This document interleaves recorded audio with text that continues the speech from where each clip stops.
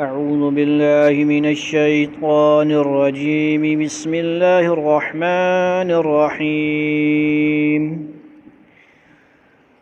إنما كان قول المؤمنين إذا دعوا إلى الله ورسوله ليحكم بينهم أن يقولوا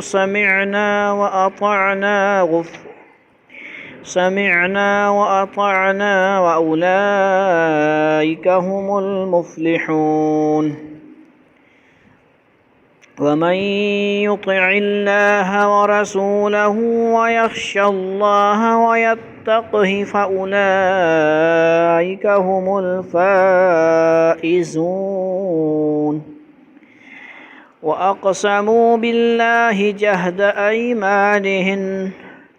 جهد أيمانهم لئن أمرتهم ليخرجن قل لا تقسموا طاعة معروفة إن الله خبير بما تعملون.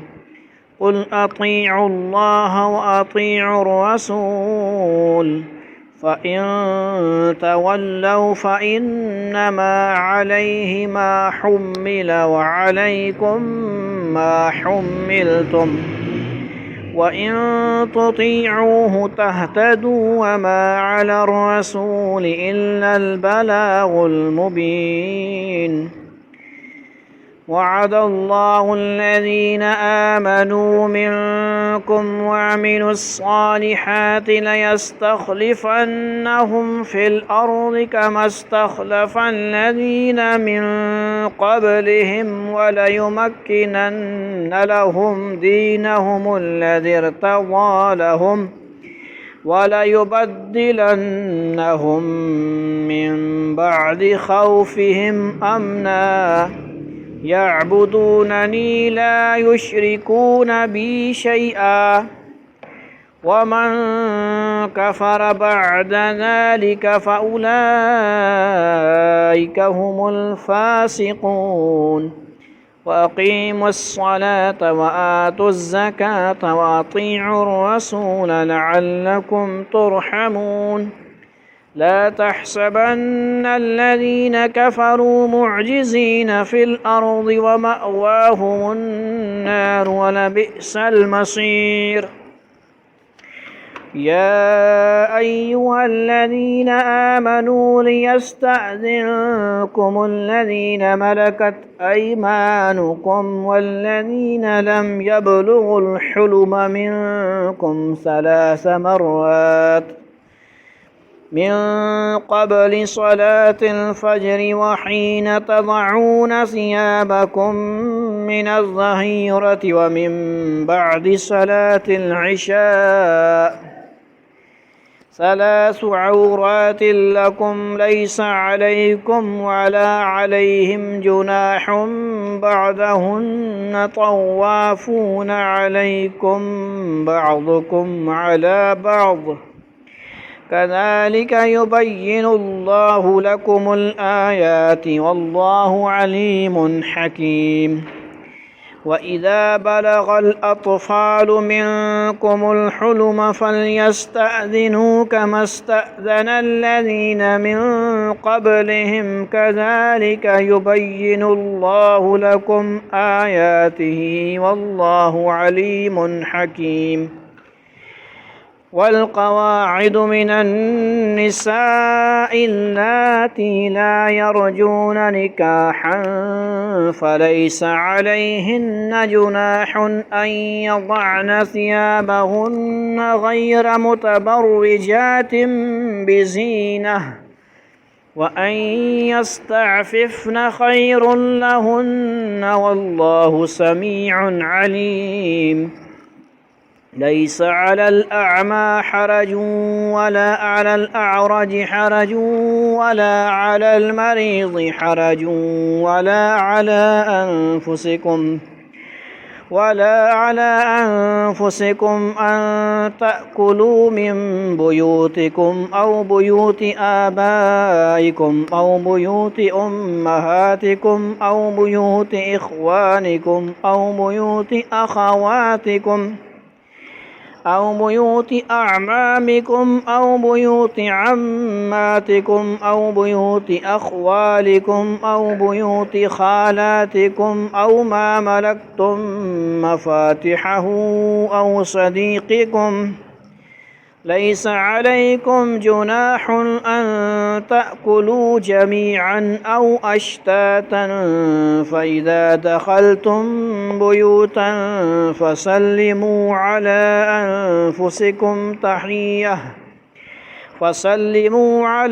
أنفسكم تحية من عند الله مباركة طيبة كذلك يبين الله لكم الآيات لعلكم تعقلون. إنما المؤمنون الذين آمنوا بالله ورسوله وإذا كانوا معه على أمر جامع لم يذهبوا حتى يستأذنوه. إن الذين يستأذنونك أولئك الذين يؤمنون بالله ورسوله وإذا استأذنوك لبعض شأنهم فأذن لمن شئت منهم واستغفر لهم الله إن الله غفور رحيم. لا تجعلوا دعاء الرسول بينكم كدعاء بعضكم بعضا قد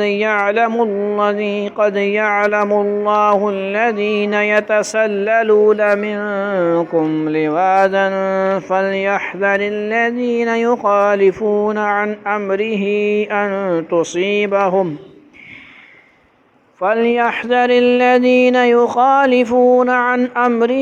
أن تصيبهم فتنة أو يصيبهم عذاب أليم.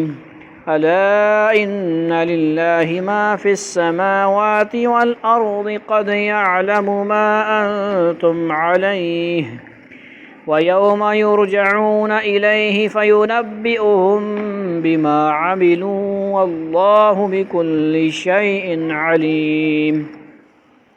صدق الله العظيم. ترجمہ سماعت فرمائیں صورت نور 51 آیت آخری 3 رکوع ہیں. سنیں خاموش سے ترجمہ سنیں، وقت کم ہے. انما كان قول المؤمنين اذا دعوا الى الله ورسوله ليحكم بينهم ان يقولوا سمعنا واطعنا اولئك هم المفلحون.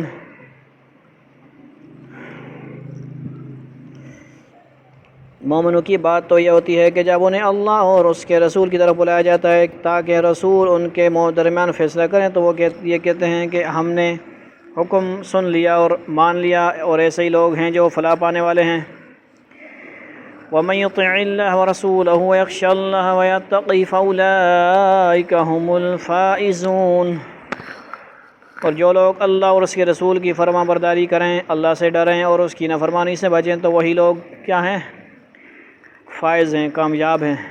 وَأَقْسَمُوا بِاللَّهِ جَهْدَ أَيْمَانِهِمْ لَئِنْ أَمَرْتَهُمْ لَيَخْرُجُنَّ قُل لَّا تُقْسِمُوا طَاعَةٌ مَّعْرُوفَةٌ إِنَّ اللَّهَ خَبِيرٌ بِمَا تَعْمَلُونَ.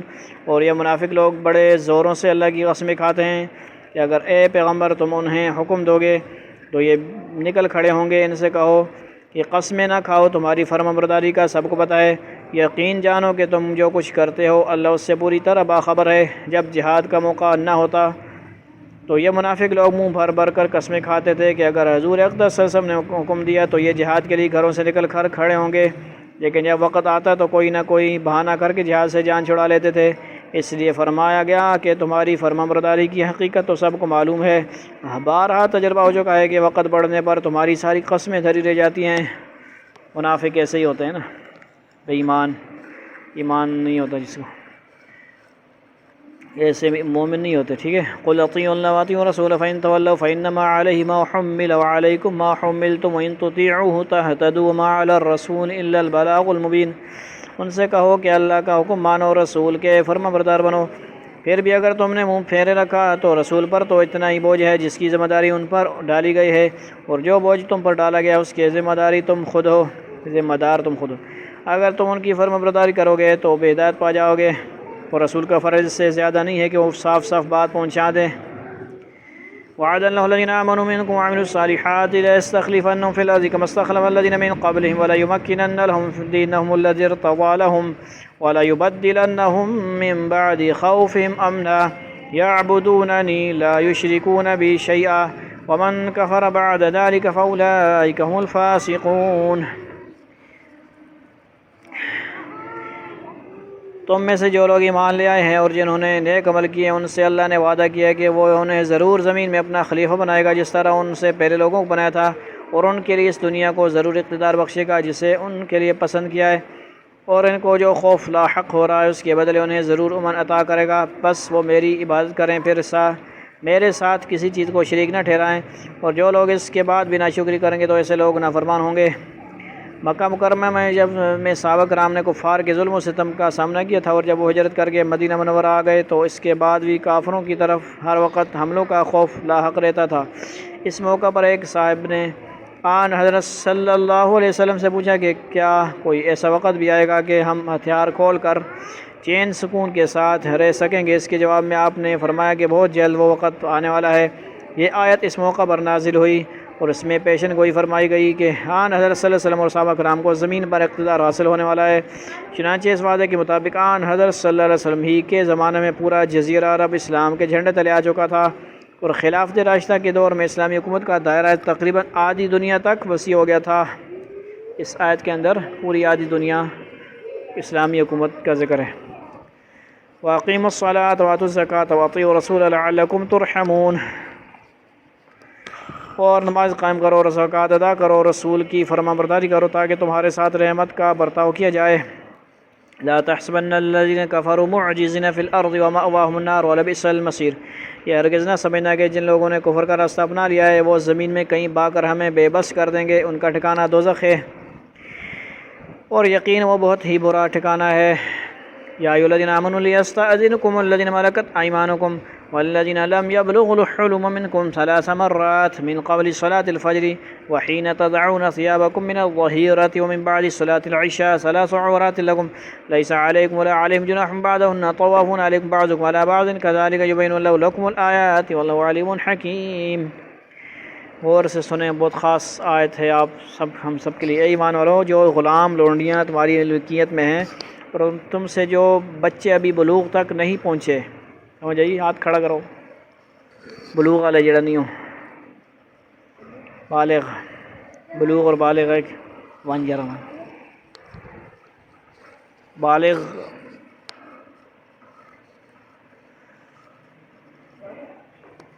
سمجھنے ہو، ہاں تو بلوغ اور بالغ ایک۔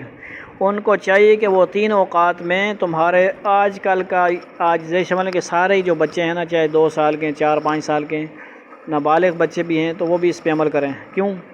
سوشل میڈیا خراب دور ہے، ہر بچے کو ہر چیز پتہ ہے، سوشل میڈیا، یوٹیوب، بلا جو مصیبت ہے، پہلے بھی بات آتی رہی نا، ان کو مرد عورتوں کے سارا پتہ ہے، بھائی مرد کے ساتھ کیا ہوتا ہے، عورت کے ساتھ کیا ہوتا ہے، سیدھی بات ہے۔ لہٰذا ان بچوں کو بھی ان آیتوں پہ عمل بہت زیادہ ضروری ہے۔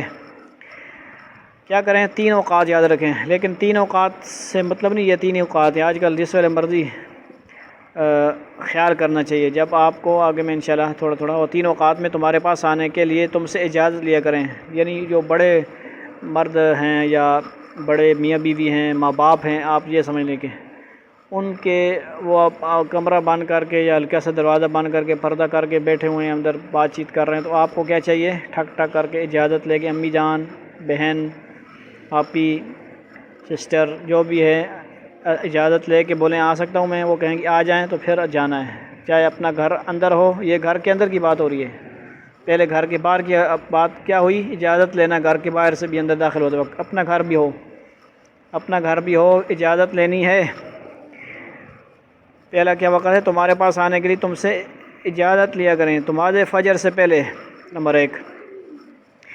اور کیونکہ اکثر کنڈیاں لگی ہوتی ہیں یا دروازے بند، کنڈیاں نہیں ہوتی، گرمی ہے آج کل، کون کنڈیاں مارے، ہر کوئی کنڈی نہیں مارتا، لہٰذا کھلا ہوتا ہے دروازہ، لیکن آپ لوگوں نے جانا نہیں ہے۔ پانی شانی بھی پینا ہے تو باہر انتظام کر لے، کولر وغیرہ میں رکھ لے، اندر جانا منع ہے، اندر آنا منع ہے۔ نمبر 1 کون سا وقت؟ نماز سے فجر سے پہلے، یعنی پوری نائٹ میں بھی آپ خیال کریں گے۔ اور جب تم دوپہر کے وقت اپنے کپڑے اتار کر رکھا کرتے ہو اور نماز عشاء کے بعد، سمجھ آئی نا گل، اس کے مطلب نہیں ایسے ہی اتارتے ہو، مطلب نائٹ ڈریس پہن کے جب آپ سوتے ہیں، یہ بات سمجھو آپ، سمجھ آئیے، یہ مطلب نہیں کہ ننگے ہو کے سوتے ہو، بات سمجھ آ رہی ہے؟ اللہ تعالیٰ نے جب دین دیا ہے ہمیں اور مسلمان بنایا تو اللہ تعالیٰ سارا کچھ سکھا رہے ہیں کہ نہیں، ٹریننگ بھی دے رہے ہیں۔ مسلمان بنتے ہو، مسلم ہونے کی ٹریننگ بھی آپ نے لینی ہے، لیکن قرآن سے ہم لیتے ہیں نہیں لیتے نا، فلمیں ڈرامے دیکھتے ہیں جو کہ ہمیں برباد کر رہی ہے، نسل برباد ہوگی ہماری۔ نماز عشاء کے بعد کتنے وقت ہو گئے؟ نماز فجر سے پہلے، نماز ظہر کے بعد، اکثر گرمیوں میں آرام فرماتا ہے بندہ، اسی دیر راتی دیر جاگنے رہنا، نیند نہیں پوری ہونی، کوئی سو نہیں دینے سمجھے نکال۔ اور دوسرا کیا ہے؟ نماز عشاء کے بعد، عشاء سے لے کر فجر تک یہ جو سونے کا ٹائم ہے، پرائیویٹ ٹائم ہوتے ہیں، اس کے علاوہ بھی وقت ہو سکتا ہے، اپنی اپنی ڈیوٹیاں چینج ہوتی ہیں مردوں کی، عورتوں کی، تو مختلف حالات میں مختلف مسئلے ہوتے ہیں، سمجھ آئی نکال۔ مین جو پوائنٹ ہے اس پہ آپ نے کیا کرنا ہے، اشارہ جب آپ کو ہو جائے کہ بھائی کوئی کمرہ ایسا لگ رہا ہے کہ وہ آپس میں باتیں کر رہے ہیں، کوئی پرائیویٹ معاملہ ہوگا، تو ہمیں اندر جانا جائز نہیں ہے، دانش بھی نہ جائے، آپ بھی نہ جائیں۔ وہ دیکھو اب اس کی بھی حالت خراب ہے، اس کو بھی ٹریننگ دی جائے گی، سمجھ آئی بات؟ یہ 3 وقت تمہارے ثلاث عورات لکم، پردے کے اوقات ہیں، ان اوقات کے علاوہ نہ تم پر کوئی تنگی ہے نہ ان پر، ان کا بھی تمہارے پاس آنا جانا لگا رہتا ہے، تمہارا بھی ایک دوسرے کے پاس۔ اللہ اسی طرح آیتوں کو تمہارے سامنے کھول کھول کر بیان کرتا ہے، اور اللہ علم کا بھی مالک ہے اور حکمت کا بھی۔ آیات نمبر 27 تا 29 میں یہ حکم دیا گیا تھا کہ کسی دوسرے کے گھر میں اجازت مانگے بغیر داخل نہیں ہونا چاہیے۔ عام طور سے مسلمان اس حکم پر عمل کرنے لگے تھے، لیکن کسی گھر کے غلام باندیوں اور نابالغ لڑکے جلدی بیٹھیں لڑکیوں کو چونکہ بکثرت گھروں میں آنا جانا رہتا تھا، اس لیے وہ اس حکم کی پابندی نہیں کرتے تھے۔ چنانچہ تھوڑا بعض واقعات ایسے پیش آئے کہ یہ لوگ کسی کے گھر میں ایسے وقت بلا اجازت داخل ہو گئے جو اس کے آرام کا ٹائم تھا۔ ٹھیک ہے جی، حضرت صاحب ہیں ہمارے، ظہر کے بعد باہر لکھا ہوا ہے ظہر تا اثر ملاقات سے معذرت، تو ایسے بھی ہوتا ہے، یعنی دروازہ کھٹکانے میں بھی اجازت نہیں ہے، فون کرو، آرام کرنے دیا کرو نا، دن بندہ دین کے لیے وقف کیا ہو تو تھوڑا تو اس کو حق بنتا ہے آرام کرے، آرام کرنے دینا چاہیے، تانگ نہیں کرنا چاہیے۔ ٹھیک ہو گیا؟ اس کے آرام کا اور تنہائی کا وقت تھا، جس سے نہ صرف یہ کہ اس کو تکلیف ہوئی بلکہ بے پردگی کی بھی ہوئی۔ رات کا نائٹ وہ آپس میں گپ شپ لگا رہے ہیں، پرائیویٹ معاملات کر رہے ہیں، میاں بیوی، اور یہ گھس گیا، کیونکہ ہمارے یہاں دور میں تو پکے کمرے شمرے، اس دور میں تو پکے شکے نہیں تھے نا، پردے ہی ہوتے تھے، یا پھر کچے کھجوروں کے مطلب دروازے شاید، پختہ کام اتنا نہیں تھا نا، وجہ ہوئی، سمجھ آ گئی بات؟ جس سے نہ صرف اس تکلیف ہوئی بلکہ کیا ہوا، بے پردگی بھی ہوئی، اور اس پر یہ آیات نازل ہوئیں اور ان میں یہ واضح کر دیا گیا کہ کم از کم 3 اوقات میں ان لوگوں کو بھی بلا اجازت گھر میں داخل نہیں ہونا چاہیے۔ کون سے اوقات؟ فجر سے پہلے، ظہر کے بعد اور عشاء کے بعد۔ کیا کرنا ہے؟ امی ابا کے کمرے میں نہیں جانا، اجازت لے کے جانا ہے۔ امی ابا سے مراد گھر میں بہنیں بھی ہوں، بڑی بہنیں ہوں، ان سے بھی اجازت لے کے جائیں گے، معاشرت سیکھنی، معاملات سیکھنے، کیا کرنا ہے؟ جانا نہیں ہے۔ قرآن سورہ نور میں اللہ تعالیٰ ہمیں تعلیم دے رہے ہیں، کم از کم 3 اوقات میں ان لوگوں کو بھی بلا اجازت گھروں میں داخل نہیں ہونا چاہیے۔ یہ 3 اوقات وہی ہیں جن میں عام طور پر انسان تنہائی پسند کرتا ہے اور بے تکلفی سے صرف ضروری کپڑوں میں رہنا چاہتا ہے، اور ایسے میں کسی کے اچانک آ جانے سے بے پردگی کا بھی احتمال رہتا ہے۔ البتہ دوسرے اوقات میں چونکہ یہ خطرہ نہیں ہے، اس لیے ضرورت کی وجہ سے ان کو بلا اجازت بھی چلے جانے کی اجازت دی گئی ہے۔ یہ اپنے بندوں کو حکم ہو رہا ہے، اپنے باہر والوں کو نہیں، باہر والوں تو آئے گا ہی نہیں، وہ تو باہر سے اجازت لے کر باہر سے فارغ ہوگا۔ یہ نہیں کہ غیر محرم آ کے گپے مارتا رہے عورتوں کے ساتھ، ہاتھ ملاتا رہے۔ ہاتھ ملانا آج کل رواج بنا ہوا ہے، آپ لوگ بھی سارے اپنی کزنوں شزنوں کو جب کزن و مزنوں کو غیر محرموں کو ہاتھ ملائیں گے تو پھر آہستہ آہستہ اسکول کے اندر بھی کیا حال ہے، ہیلو ہائے جو کچھ ہو رہا ہے وہ نہیں ہونا چاہیے نا۔ جب غیر محرم کا رشتہ پتہ نہیں ہوگا، اس کا ہاتھ نہیں ملانا ہے، بول چال نہیں ہے، تو پھر آپ ٹھیک ہے محرم اور غیر محرم کا سمجھنا چاہیے۔ آگے سنیں، یہ کن کا تھا؟ بالغ۔ وَإِذَا بَلَغَ الْأَطْفَالُ مِنْكُمُ الْحُلُمَ فَلْيَسْتَأْذِنُوا كَمَا اسْتَأْذَنَ الَّذِينَ مِنْ قَبْلِهِمْ كَذَلِكَ يُبَيِّنُ اللَّهُ لَكُمْ آيَاتِهِ وَاللَّهُ عَلِيمٌ حَكِيمٌ۔ اور جب تمہارے بچے بلوغ کو پہنچ جائیں، کیڑا پہنچ گیا بھائی، تو بھی اسی طرح اجازت لیا کریں جیسے ان سے پہلے بالغ ہونے والے اجازت لیتے رہے ہیں۔ اللہ اسی طرح اپنی آیتوں کو کھول کھول کر تمہارے سامنے بیان کرتا ہے، اور اللہ علم کا بھی مالک ہے اور حکمت کا بھی۔ پہلے بالغ والوں کو حکم ہے، تھوڑا سے جو قریب البلوغ ہیں، بالغ ہونے والے ہیں، سمجھ آئی نا، یہ ہیں آپ ہیں، جیسے کہ پہلے بار بتایا جا رہا ہے کہ سارے ہی خیال کریں گے۔ کیا کریں گے؟ آسان سمجھ لو، جو موبائل دیکھتا ہے نا بچہ وہ سمجھو کہ بالغ ہے، آسان بات ہوگی۔ نیٹ بھی ہے، انٹرنیٹ بھی ہے، اور اس کے پاس 10 کا نہیں 5-6 سال کا بچہ ہے، آپ نے موبائل دی ہوا ہے اور یوٹیوب بھی دی ہوئی ہے، پھر آپ سمجھ لو کہ وہ بالغ ہی ہے۔ یہ حکم نہیں لگا رہے ہم، یہ اس کو بتا رہے ہیں کہ ذہنیت خراب ہو چکی ہے اس کی، سمجھ آئیے۔ آپ کارٹون بھی لگائیں گے تو کارٹون میں بھی دشمنوں نے ہر قسم کے کارٹون منڈ دیے ہیں، آپ سب کو پتہ ہے نا۔ میں کیا کرتا ہوں اپنے بچوں کو کسی نہ کسی کھاڑ لگاتا ہوں، کوئی تجربہ دیتا ہوں، یہ آپ نے کام کرنا ہے۔ کسی کو سورہ نور پہ لگا دیتا ہوں، سورہ احزاب پہ لگا دیتا ہوں، کسی کو کہتا ہوں یہ کورس سیکھیں آپ، یہ آرٹیکل رائٹنگ سیکھیں آپ، ورڈ پریس سیکھیں آپ۔ میں اتنا پڑھا لکھا نہیں ہوں، آپ پڑھے لکھیں ہیں، تو آپ ذہن کو کیا کریں، گندے خیالات سے بچائیں، گندے کاموں سے خود بھی بچنا ہے، اوروں کو بچانا ہے۔ سمجھ آ گئی بات؟ والقواعد من النساء اللاتي لا يرجون نكاحا فليس عليهن جناح أن يضعن ثيابهن غير متبرجات بزينة وأن يستعففن خير لهن والله سميع عليم۔ اور جن بڑی بوڑھی عورتوں کو نکاح کی کوئی توقع نہ رہی ہو، ان کے لیے اس میں کوئی گناہ نہیں ہے کہ وہ اپنے زائد کپڑے مثلا چادریں نامحرموں کے سامنے اتار کر رکھ دیں، یعنی دوپٹہ وغیرہ جو کرتی ہیں نا سر پہ، تو بوڑھی باڑی ہیں، کیا مطلب بہت بوڑھی ہیں، 50-70-80 سال سے اوپر کی ہیں۔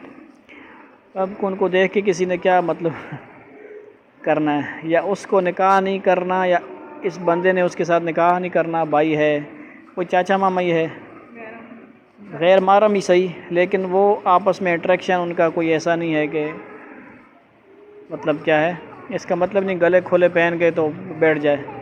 کیا آگے سنیں آیت، اتار کر رکھ دیں، بشرطے کہ زینت کی نمائش نہ کریں۔ کیا مطلب؟ کوئی زیور ہے، آگے بتائیں گے، اور اگر وہ احتیاط ہی رکھیں، یہ آپ اس کو یاد کریں، وَأَن يَسْتَعْفِفْنَ خَيْرٌ لَهُنَّ، ادھر توجہ فرمائیں بھائی، یہ کام ہو رہا ہے، یہ ہمارا درس ہے، یہ روزانہ کا کام ہے، کل نہیں ہوا۔ اور اگر وہ احتیاط ہی رکھیں تو ان کے لیے اور زیادہ بہتر ہے، اور اللہ سب کچھ سنتا ہو، ہر بات جانتا ہے۔ یہ ان بوڑھی عورتوں کو حکم ہے جن کی طرف نہ کسی کو رغبت ہوتی ہے، نہ وہ نکاح کے قابل ہوتی ہیں، ان کو یہ سہولت دی گئی ہے کہ وہ عام تو عورتیں غیر محرم مردوں کے سامنے جانے کے لیے جو چادر یا برقع وغیرہ استعمال کرتی ہیں، یہ بوڑھی عورتیں ان کے بغیر بھی نامحرم مردوں کے سامنے جا سکتی ہیں، بشرطے کہ بن سنور کر، اور سمجھ آئی نا، آج کل نہ میک اپ کر کے نہ منجن، وہ بھی جوان نظر آنے بھی ہوں، سمجھ آئی نا کہ نہیں۔ اگر میک اپ کرتی ہے کیا بوڑھی ہے تو پھر اس کو بھی چاہیے کہ دوپٹہ شٹا اور کا کر کے جائے، آئے بائے، بشرطے کہ بن سنور کر اور سنگھار کر کے نہ جائیں۔ اس سہولت کے ساتھ یہ بھی فرما دیا گیا ہے کہ یہ ان کے لیے بھی احتیاط اس میں ہے کہ وہ بھی دوسری عورتوں کی طرح پردہ کریں، یعنی برقع وغیرہ وہ بھی کیا کریں، استعمال کریں، اور آج کل تو زیادہ کریں۔ سمجھ آ گئی بات؟ لیس علی الاعمى حرج ولا علی الاعرج حرج ولا علی المریض حرج ولا علی انفسکم ان تاکلوا من بیوتکم وبیوت آبائکم وبیوت امہاتکم وبیوت اخوانکم وبیوت اخواتکم او بیوت اعمامکم وبیوت عماتکم وبیوت اخوالکم وبیوت خالاتکم او ما ملکتم مفاتحه او صدیقکم لیس علیکم جناح ان تاکلوا جميعا واشتاتا فاذا دخلتم بیوتا فسلموا علی انفسکم تحیۃ من عند اللہ مبارکۃ طیبہ۔ کذالک یبین اللہ لکم الآیات لعلکم تعقلون۔ نہ کسی نابینا کے لیے اس میں کوئی گناہ ہے، گنتے جاؤ، یہ بندے ذکر ہو رہا ہے، توجہ ادھر کر کے اس طرح کرتے جاؤ۔ نہ کسی نابینا کے لیے اس میں کوئی گناہ ہے، نمبر 1۔ نہ کسی پاؤں سے معذور شخص کے لیے کوئی گناہ ہے، آگے بات سمجھ آ جائے گی کیا ہے۔ نہ کسی بیمار شخص کے لیے کوئی گناہ ہے، نہ خود تمہارے لیے کہ تم اپنے گھروں سے کچھ کھا لو، کیا کرو، کھاؤ، کھانے پینے کی۔ یہاں پہ کہیں پہ ذکر ہے کہ مسجد میں آ کے چندہ مانگو، مسجد میں آ کے، کیا مطلب ہے؟ آپس میں کوئی سیٹنگ کرو نا، کہیں نہ کہیں عادت نہ بناؤ۔ وہ اسی لیے مانگتے ہیں کہ وہ آپس میں سیٹنگ نہیں ہوتی ان کی، سمجھ آ گئی بات۔ 4 بندوں کا، یا اپنے باپ دادا کے گھروں سے، یہ تو بندے 4 ہو گئے، اب کھائیں گے کہاں سے؟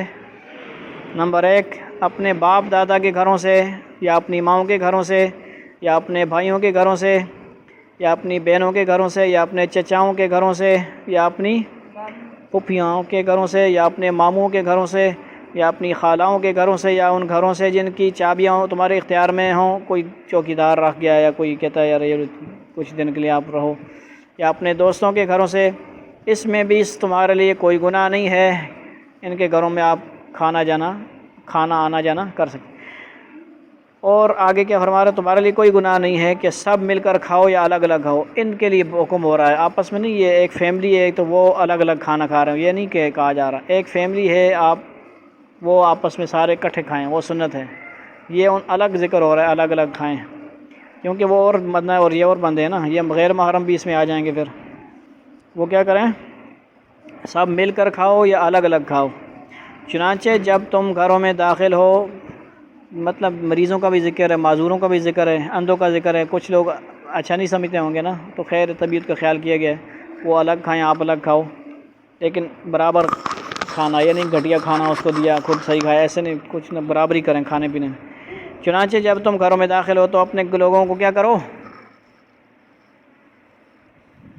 سلام کیا کرو، کہ یہ ملاقات کی وہ بابرکت پاکیزہ دعا ہے۔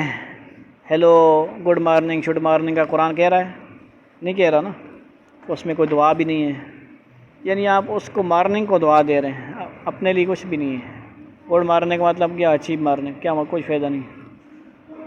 السلام علیکم، سلامتی ہو، سلامتی کا سلام ہے، جو اللہ کی طرف سے آئی ہو،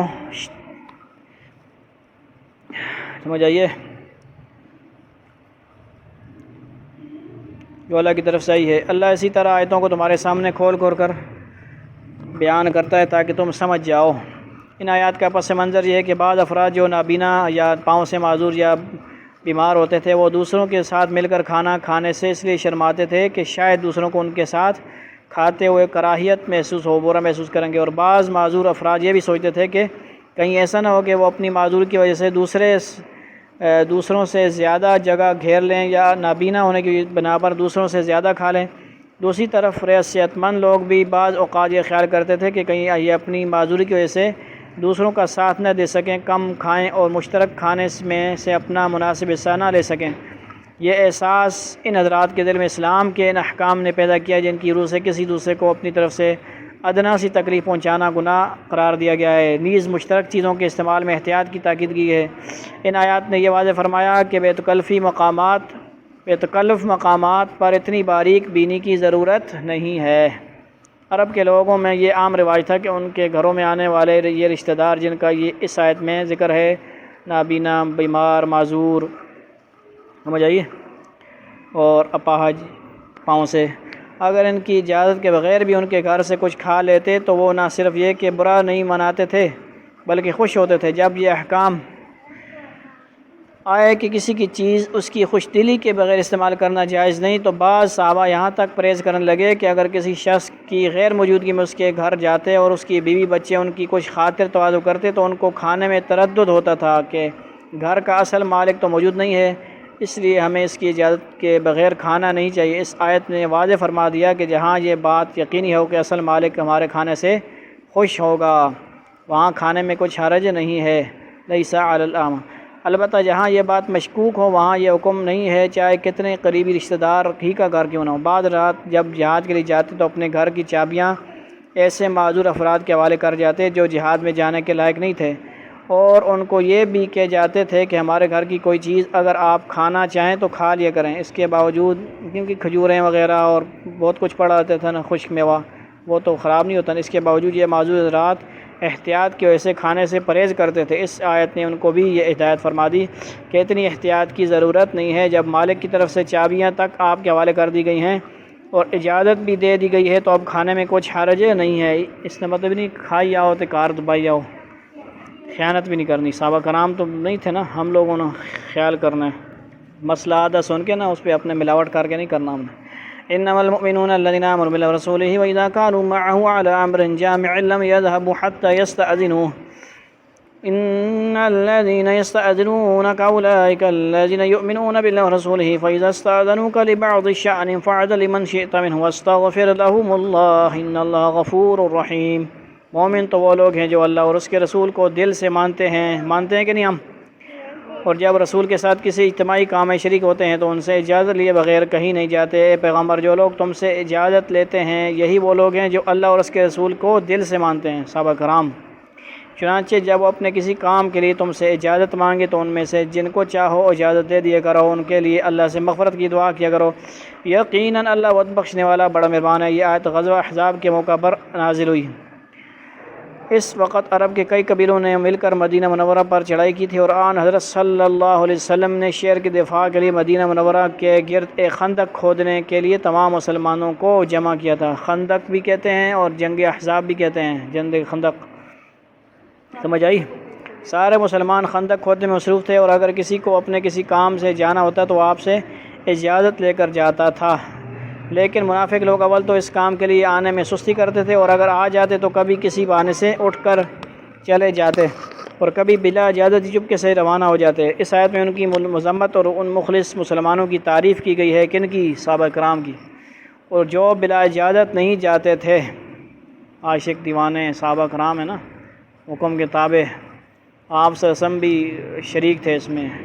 وَتَمَّتْ كَلِمَةُ رَبِّكَ صِدْقًا وَعَدْلًا لا مبدل لکلمات هو السمیع العلیم۔ یہ 3 دفعہ آپ نے کدال ماری وہ اور خوشخبری سنائی کہ کیسرا روم تباہ ہو گیا، ختم، اس کی پیشن گوئی فرمائے گی اسی موقع پہ۔ لا تجعلوا دعاء الرسول بینکم کدعاء بعضکم بعضا قد یعلم اللہ الذین یتسللون منکم لواذا فلیحذر الذین یخالفون عن امرہ ان تصیبهم فتنة او یصیبهم عذاب علیم۔ اے لوگو، اپنے درمیان رسول کو بلانے کا ایسا معمولی نہ سمجھو، اے لوگو اپنے درمیان رسول صلی اللہ علیہ وسلم کو بلانے کو ایسا معمولی نہ سمجھو جیسے تم آپس میں ایک دوسرے کو بلایا کرتے تھے۔ اللہ تم سے ان لوگوں کو خوب جانتا ہے جو ایک دوسرے کی آڑ لے کر چپکے سے کھسک جاتے ہیں، سمجھ منافقین۔ لہذا جو لوگ اس کے حکم کی خلاف ورزی کرتے ہیں ان کو اس بات سے ڈرنا چاہیے کہ کہیں ان پر کوئی آفت نہ پڑے یا انہیں کوئی دردناک عذاب نہ پکڑے۔ برابر کے آدمی جب ایک دوسرے کو بلاتے ہیں تو اس کی زیادہ اہمیت نہیں سمجھ دی جاتی، اگر کوئی اس کے جواب میں نہ جائے تو اتنا برا نہیں سمجھا جاتا، اور اگر چلا بھی جائے تو بغیر اجازت کے واپس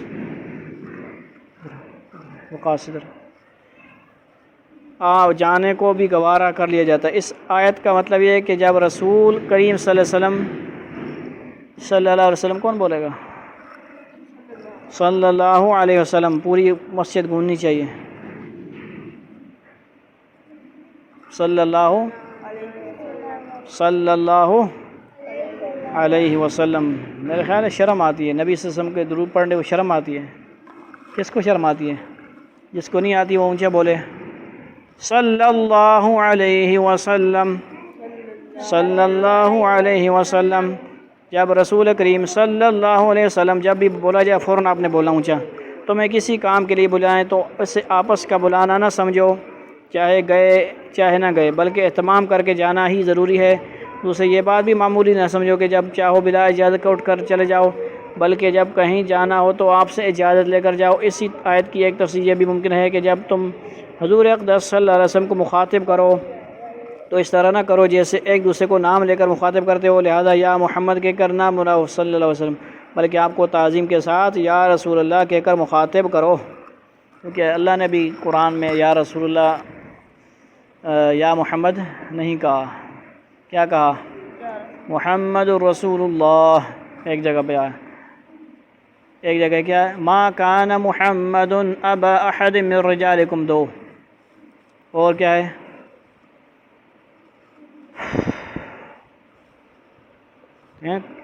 دو دفعہ اور بھی ذکر آیا ہے الا ان للہ ما فی السماوات والارض قد يعلم ما انتم علیہ ویوم یرجعون الیہ فینبئہم بما عملوا واللہ بکل شیء علیم۔ سمجھ آ گئی گل؟ آخری آیت ہے، یعنی ہم ایک دوسرے کو کہتے ہیں دانش ادھر آؤ، دانیال ادھر آؤ، احمد، اس طرح صحابہ کرام کو حکم نہیں کہ وہ نبی صلی اللہ علیہ وسلم کا نام لے کے محمد کہیں، محمد صاحب ادھر آ جائیے، محمد اس طرح، بلکہ یا ایھا النبی یا ایھا رسول اس طرح کہتے تھے، اے اللہ کے رسول صلی اللہ علیہ وسلم۔ اللہ تعالیٰ نے بھی نہیں کہا قرآن میں۔ مطلب یاد رکھو کہ آسمان اور زمین میں جو کچھ ہے اللہ ہی کا ہے، تم جس حالت پر بھی ہو اللہ اسے خوب جانتا ہے، اور جس دن سب کو اس کے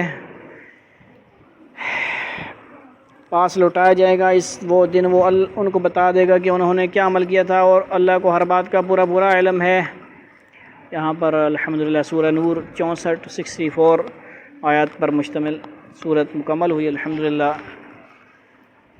اللہ تعالی ہمیں ان احکامات پر پورا عمل کرنے کی توفیق نصیب فرمائے، اور ہمارے جو ہے نا گھروں میں یہ تعلیمات عام ہو جائیں، قرآن کے احکامات 100% کامیابی والے ہیں، پردے والے ہیں، حیا والے ہیں، اور اس میں کیا ہے دنیا آخرت کی کامیابی ہے۔ قرآن پاک اور دین کے اندر کیا ہے، دین اور آخرت، دنیا اور آخرت کی کیا ہے کامیابی چھپی ہوئی ہے۔ اس کے خلاف چلیں گے دنیا میں بھی نقصان اٹھائیں گے اور آخرت میں بھی نقصان اٹھائیں گے۔ لہذا قرآن پاک کو تجوید سے پڑھنا بھی ضروری ہے، تلاوت کرنا بھی ضروری ہے، حفظ کرنا بھی ضروری ہے، اس پر عمل کرنا بھی اور اس کا سمجھنا بھی، سمجھانا بھی ضروری ہے، صحیح سمجھ کر سمجھانا ضروری ہے۔ ایک منٹ، ٹھیک ہے جی۔ تو انشاءاللہ یہ سلسلہ چلتا رہے گا ہمارا، سورہ یونس سے شروع ہوا اور 11ویں سپارے سے لے کر 18ویں پہ پہنچے ہوئے ہیں، 18 کمپلیٹ ہونے والا ہے انشاءاللہ۔ اس پہ آپ لوگ چھٹی نہ کریں اور ناغہ نہ کریں، باقاعدگی سے سنا بھی کریں، ایک آدھ دفعہ سن بھی لیا کریں، اس سے بھی فائدہ ہوگا۔ ریکارڈنگ سب سے پہلے آپ زیادہ اس کے مستحق ہیں، آپ کے فائدے کے لیے، باقی بعد میں دوسرے لوگ سنیں یا نہ سنیں وہ ان کی اوپر ہے۔ آپ کی بدولت، آپ کی برکت سے یا اس مسجد کی برکت سے اس کو ریکارڈ بھی کیا جاتا ہے، اور یہ ہمارے لیے صدقہ جاریہ ہوگا۔ آپ سب بھی ایسے ہی کوئی کام کر جانا دنیا میں، کوئی ایسا پیچھے گناہ نہ چھوڑ کے جانا، گناہ جاریہ نہ چھوڑ کے جانا، صدقہ جاریہ چھوڑ کے جانا۔ گناہ جاریہ کیا ہوگا؟ اکاؤنٹ بنا دیا فیس بک، یوٹیوب، اور کیا ہوا اس پہ غلط چیزیں چاڑ دی، گانے مانے لگا دیے، اور آپ کو ہی پاس ورڈ پتہ ہے، قبر میں لے کے چلے گئے۔ اتنا سخت پاس ورڈ رکھا کہ کوئی ہیک بھی نہیں کر سکتا۔ اب اس پہ گانے لگے ہوئے ہیں، کوئی سن رہا ہے، آپ کی قبر میں کیا ہو رہا ہے؟ ثواب میرا ہوگا نا گانوں کا، آپ کے اوپر ادھر جا رہا ہے، گناہ جاری ہے، آن لائن ثواب کے بجائے عذاب ہو رہا ہے۔ تو کیا کرنا ہے؟ ثواب کے کام کرنے ہیں اور چھوڑ کے بھی جانا ہے۔ اسی لیے مسجد بنا دی، مسجد میں حصہ ڈال دیا، قرآن سیکھ لیا، سکھا دیا، بہت بڑے عظیم کام ہیں۔ سمجھ آئیے، کسی کو اچھا ہنر سکھا دیا، سکلز سکھا دی، کسی کو سکلز سکھا دی، کوئی آج کل کا دور کا کمپیوٹر کا کورس سکھا دیا اللہ کی رضا کے لیے، اور وہ کما رہا ہے، تو آپ کو بھی کیا ہے ثواب ملے گا، بجائے اس کے کسی کو یوٹیوب پہ لگا دو، غلط چیزوں پہ لگا دو، اس کا تمہیں بھی گناہ ہوگا اور اوروں کو بھی گناہ ہوگا۔ لہذا اس سے کیا ہے، بہت سارے آداب کا بیان ہوا ہے، اس میں آپ نے کیا کرنا ہے، عمل کرنا ہے، خاص کر 3 اوقات میں، فجر سے پہلے، عشاء کے بعد، ظہر کے بعد۔ اس کے علاوہ بھی آپ دیکھ سکتے ہیں مختلف حالات میں، گھروں میں جاتے اور آتے وقت السلام علیکم کرنا ہے، اجازت لے کر آنا بھی ہے، جانا بھی ہے، گھر والوں کو بتا کے بھی آنا ہے مسجد جا رہے ہیں، یہاں اس وقت سے اس وقت تک مسجد ہوں گے، نمازوں کا اہتمام کیا جائے۔